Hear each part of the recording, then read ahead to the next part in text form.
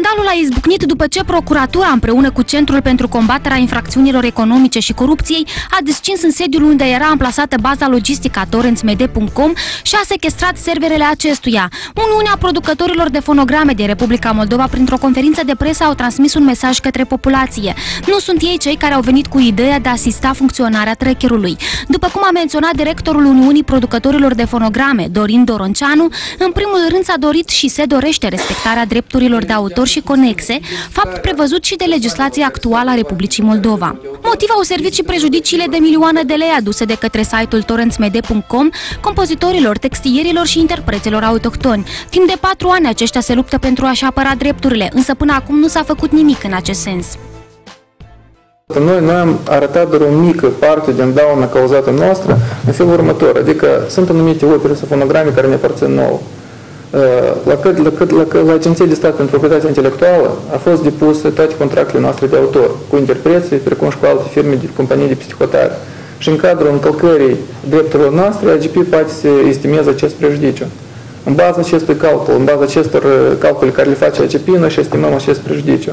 Dar estimarea calculului total, ori mai corect, al acestui prejudiciu este posibil numai atunci când vorbim de probe, adică vorbim de faptul că o să fie constatare tehnico-științifică, o fie constatare științifică legală, unde se arăte clar ce persoană, ori ce grup de persoane sau care persoană juridică a favorizat sau a descărcat, a încărcat opere sau fonograme protejate.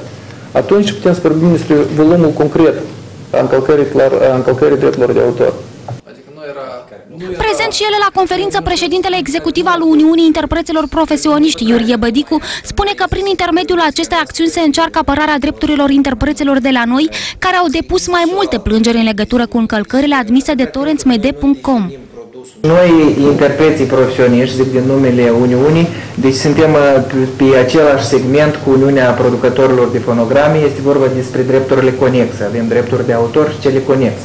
Deci, lucrurile și remunerarea pentru utilitatea publică a tuturor operelor, deci vine în comun cu Uniunea Producătorilor de Fonograme și urmează separarea remunerației. De aceea, pentru noi este foarte vital. Uniunea Producătorilor de Fonograme și Uniunea Interpreților Profesioniști sunt deschiși către comunicare și negociere cu torrentsmd.com. Trackerul ar urma să reapară în cel mai scurt timp, iar cei care se fac vinovați de postarea pe acest site a anumitor produse muzicale urmează să fie pedepsiți de către organele de drept, conform legii.